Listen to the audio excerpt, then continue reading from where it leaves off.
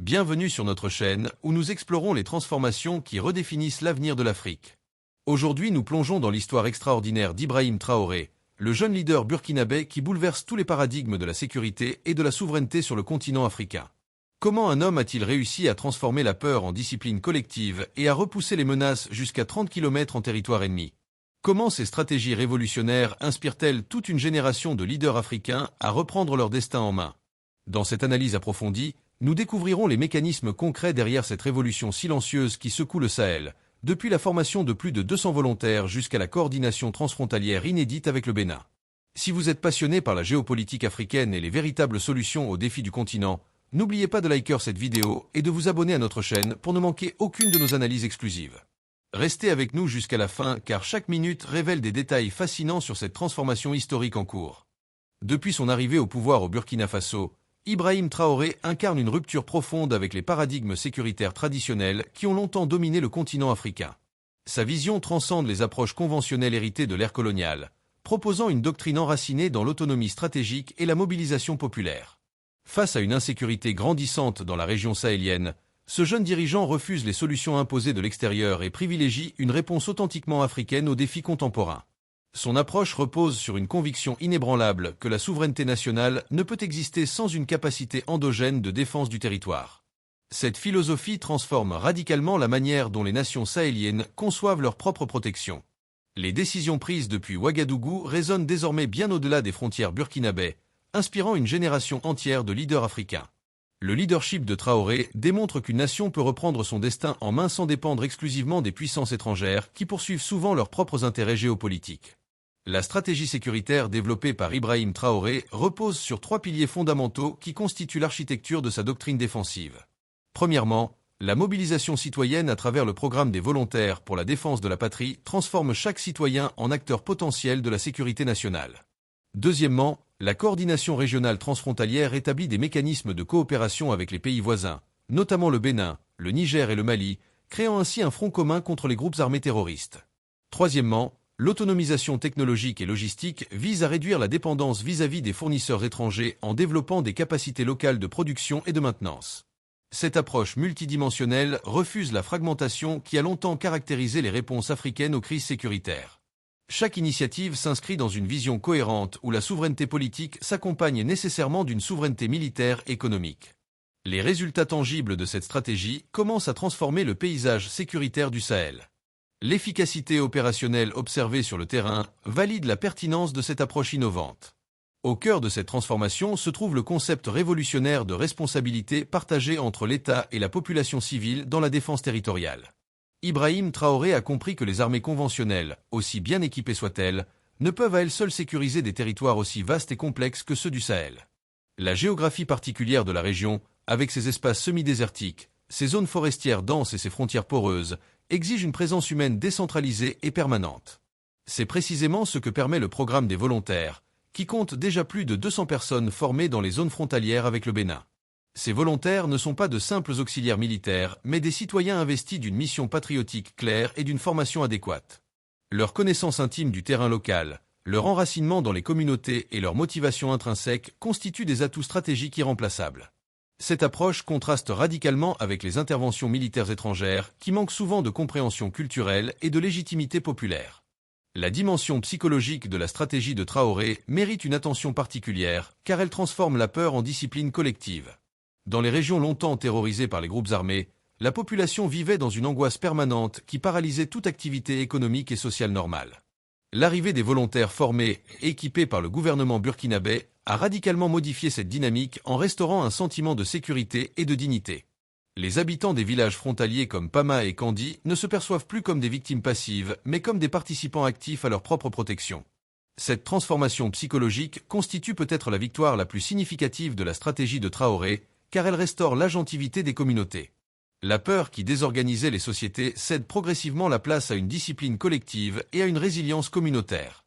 Les marchés rouvrent, les enfants retournent à l'école, et la vie sociale reprend ses droits dans des zones autrefois abandonnées.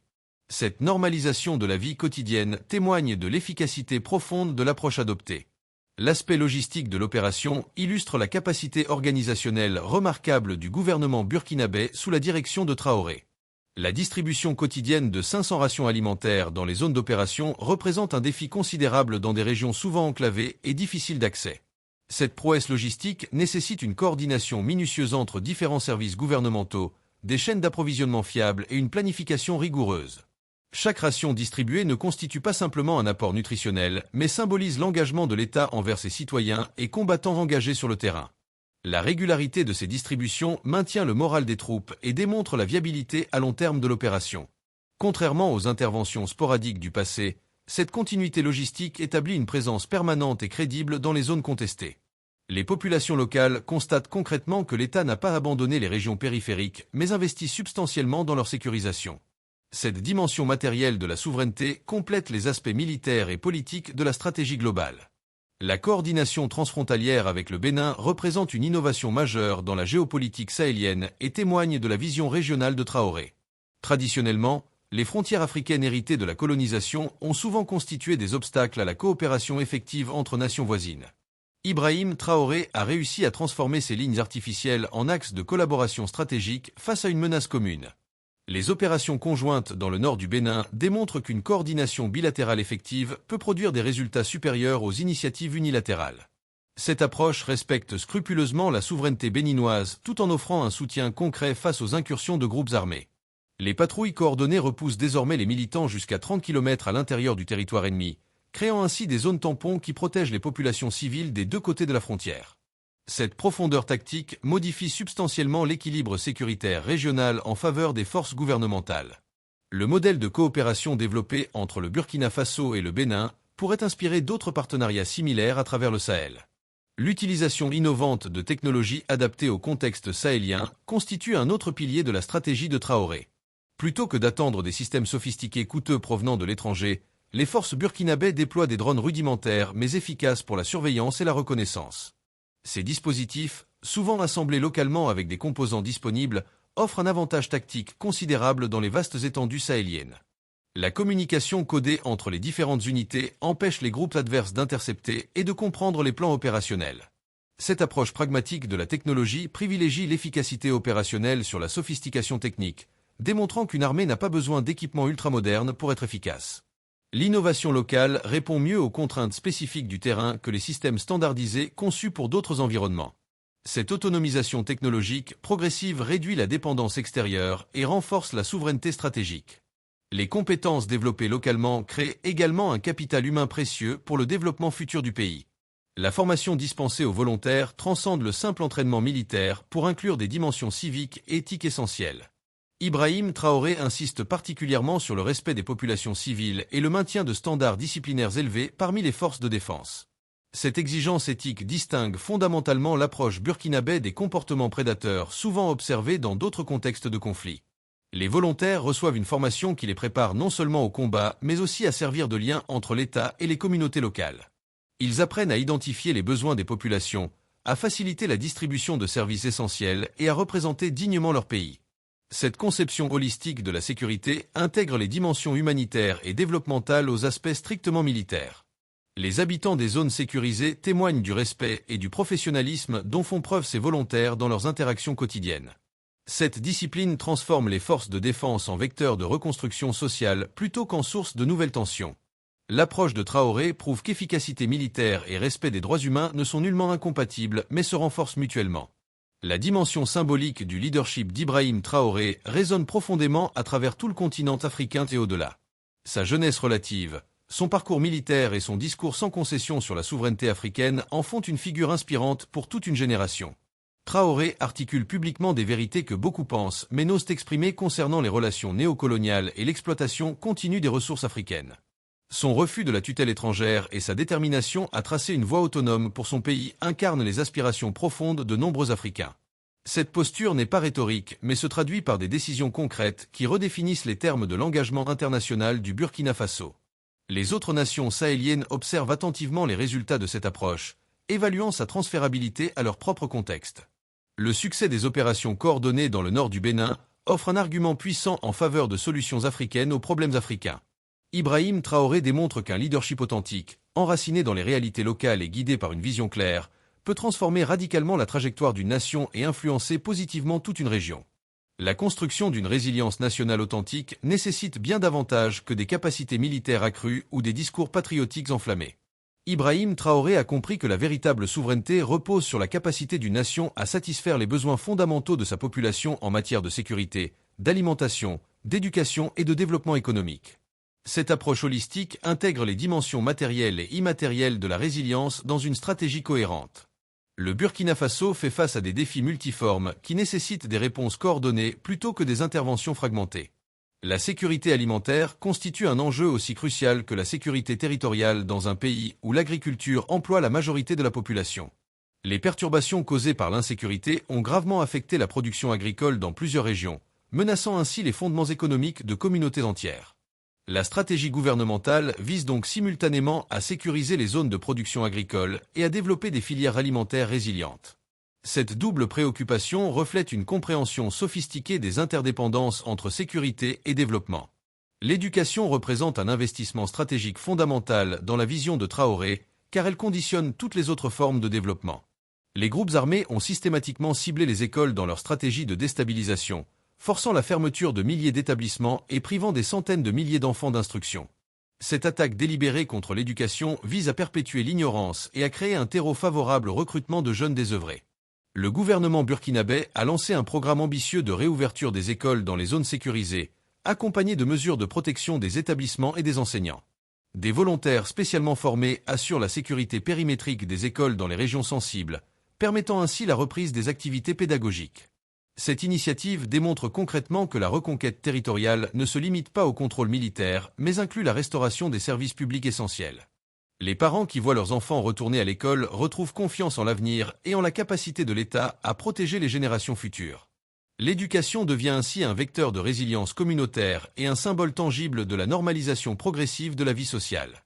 Le développement des infrastructures constitue un troisième pilier de la stratégie de résilience nationale poursuivie par le gouvernement burkinabé. Les routes praticables facilitent non seulement les opérations militaires, mais aussi l'activité économique en reliant les zones de production au marché. L'électrification progressive des zones rurales améliore les conditions de vie et crée des opportunités économiques nouvelles. L'accès à l'eau potable dans les villages isolés réduit les maladies hydriques et libère du temps pour des activités productives. Ces investissements infrastructurels transforment profondément le rapport entre l'État et les populations périphériques longtemps négligées. Les citoyens constatent que le gouvernement ne se contente pas de paroles, mais déploie des ressources concrètes pour améliorer leur quotidien.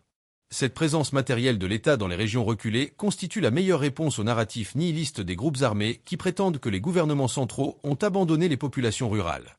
Chaque puits-forêt, chaque kilomètre de route réhabilité et chaque village électrifié renforce la légitimité de l'État et la cohésion nationale. L'approche de Traoré démontre que développement et sécurité sont deux faces indissociables d'une même stratégie globale. La mobilisation de la diaspora burkinabé représente une dimension souvent négligée mais cruciale de la construction de la résilience nationale. Des milliers de citoyens burkinabés installés à l'étranger possèdent des compétences, des ressources financières et des réseaux internationaux précieux pour le développement de leur pays d'origine. Ibrahim Traoré a lancé plusieurs initiatives visant à canaliser l'énergie et les capacités de cette diaspora vers des projets concrets au Burkina Faso. Des programmes de retour temporaire permettent à des professionnels expatriés de transférer leurs compétences en formant des cadres locaux dans divers domaines techniques et managériaux. Des mécanismes d'investissement facilitent la participation de la diaspora au financement de projets entrepreneuriaux et infrastructurels sur le territoire national. Cette stratégie transforme la migration, souvent perçue comme une perte de capital humain, en opportunité de développement par la circulation des compétences et des ressources.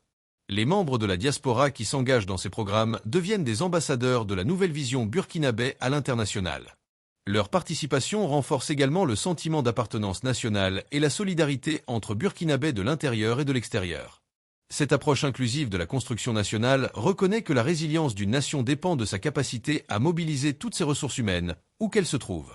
La gouvernance locale constitue un maillon essentiel de la chaîne de résilience que Traoré cherche à construire à travers tout le territoire burkinabé. Les autorités traditionnelles et coutumières jouent un rôle fondamental dans la régulation sociale et la résolution des conflits au niveau communautaire. Leur légitimité historique et leur connaissance intime des dynamiques locales en font des partenaires indispensables pour toute stratégie de stabilisation durable. Le gouvernement a établi des mécanismes de dialogue réguliers avec ces autorités, reconnaissant leur importance dans l'architecture globale de gouvernance. Cette approche inclusive contraste avec les tentatives passées d'imposer des structures administratives uniformes qui ignoraient les spécificités culturelles et organisationnelles locales. En s'appuyant sur les structures existantes plutôt qu'en les contournant, l'État burkinabé renforce sa légitimité et son efficacité au niveau local. Les chefs traditionnels deviennent ainsi des relais de la politique gouvernementale et des médiateurs entre l'État central et les communautés. Cette synergie entre modernité administrative et tradition locale produit une gouvernance hybride particulièrement adaptée au contexte burkinabé. La résilience nationale se construit ainsi de bas en haut, avec la participation active des communautés plutôt que par l'imposition verticale de modèles standardisés.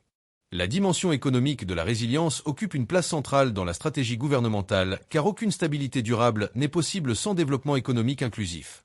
Le Burkina Faso demeure l'un des pays les plus pauvres du monde malgré d'importantes ressources naturelles, notamment dans le secteur minier. Cette contradiction entre richesse du sous-sol et pauvreté de la population a longtemps alimenté les frustrations et les tensions sociales. Ibrahim Traoré a clairement exprimé sa volonté de transformer cette équation en négociant de meilleures conditions avec les compagnies minières opérant sur le territoire national. L'objectif consiste à garantir que l'exploitation des ressources naturelles bénéficie prioritairement aux populations burkinabées plutôt qu'aux actionnaires étrangers. Cette renégociation des termes de l'exploitation minière s'inscrit dans une vision plus large de souveraineté économique. Le gouvernement encourage également la diversification économique pour réduire la dépendance excessive vis-à-vis de l'exportation de matières premières brutes. Le développement de l'agriculture vivrière et commerciale, l'essor de l'artisanat et la promotion de l'entrepreneuriat local constituent des axes prioritaires de cette stratégie de diversification. L'objectif ultime est de créer suffisamment d'emplois et d'opportunités économiques pour absorber la jeunesse burkinabé et réduire ainsi les tentations de migration ou de recrutement par les groupes armés. La communication stratégique et la bataille des narratifs représentent un front souvent sous-estimé mais absolument crucial dans le conflit contemporain au Sahel. Les groupes armés déploient des narratifs sophistiqués qui exploitent les griefs légitimes des populations contre la corruption, l'injustice et la marginalisation. Leur propagande présente souvent la violence comme une forme de résistance contre un ordre injuste plutôt que comme du terrorisme aveugle. Ibrahim Traoré a compris la nécessité de contrer ces narratifs toxiques par une communication gouvernementale claire, honnête et cohérente avec les actions concrètes sur le terrain. Les succès militaires doivent être communiqués pour maintenir le moral des troupes et de la population, mais sans tomber dans la propagande grossière qui éroderait la crédibilité gouvernementale. Les échecs et les difficultés sont reconnus avec transparence plutôt que dissimulés, car les populations ont accès à de multiples sources d'informations. Cette communication authentique établit un rapport de confiance entre le gouvernement et les citoyens qui constitue un actif stratégique majeur. Les témoignages des populations libérées qui décrivent les horreurs subies sous le joug des groupes armés démontrent de manière irréfutable la barbarie de ces organisations. La diffusion de ces témoignages déconstruit le vernis idéologique dont ces groupes tentent de se parer et expose leur véritable nature prédatrice. La coopération Sud-Sud représente une alternative prometteuse au partenariat traditionnel du Burkina Faso avec les anciennes puissances coloniales. Ibrahim Traoré a intensifié les relations avec d'autres nations du Sud global qui partagent des expériences historiques similaires et ne viennent pas avec le bagage du colonialisme. Ces nouvelles relations diplomatiques et commerciales diversifient les options stratégiques du Burkina Faso et réduisent sa vulnérabilité face aux pressions extérieures. Les échanges avec des pays ayant réussi à surmonter leurs propres défis sécuritaires et développementaux offrent des leçons précieuses et des modèles adaptables au contexte burkinabé.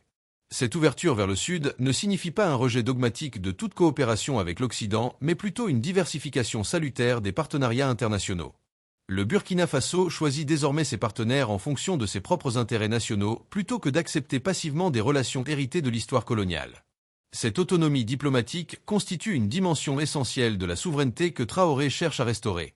Les accords signés reflètent désormais une réciprocité et un respect mutuel plutôt que les relations asymétriques caractéristiques du passé. Cette reconfiguration des relations internationales du Burkina Faso inspire d'autres nations africaines à repenser similairement leurs propres insertions dans la géopolitique mondiale. L'attention portée à la justice et à la réconciliation nationale témoigne de la maturité de la vision stratégique d'Ibrahim Traoré. Les conflits prolongés créent inévitablement des traumatismes profonds, des divisions communautaires et des cycles de violence qui peuvent perdurer pendant des générations.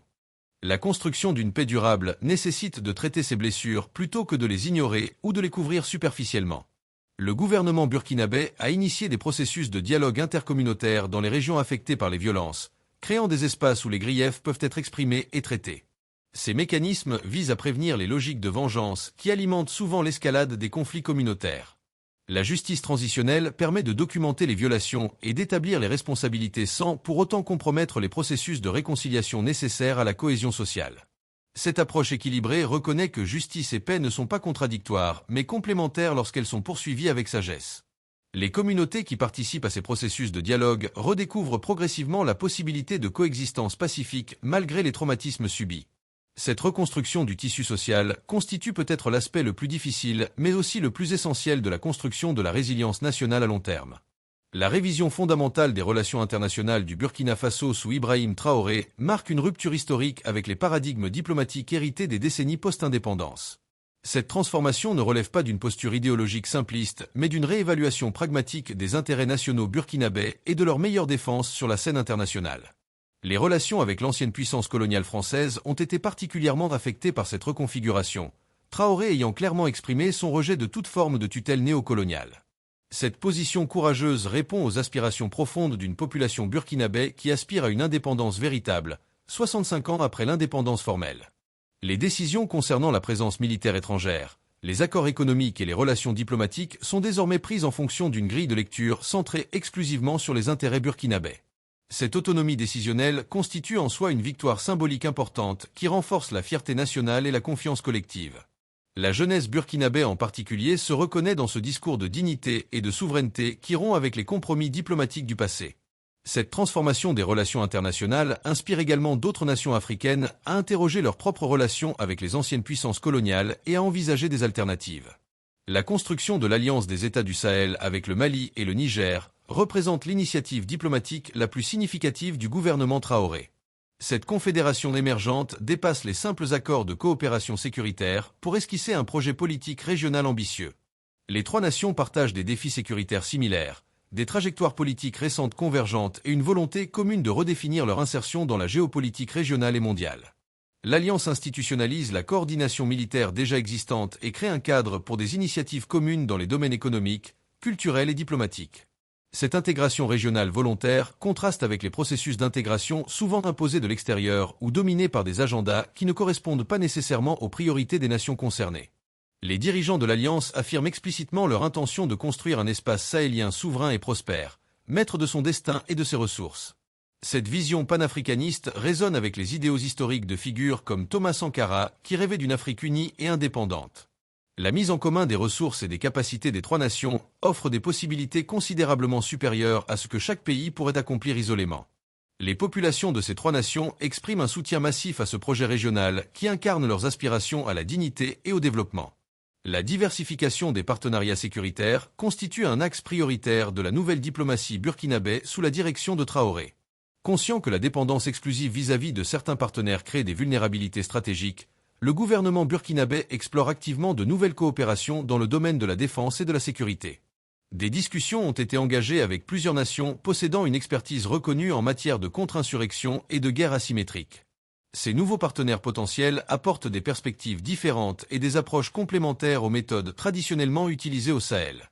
L'acquisition d'équipements militaires suit également une logique de diversification pour éviter la dépendance vis-à-vis d'un fournisseur unique qui pourrait utiliser cette dépendance comme levier politique.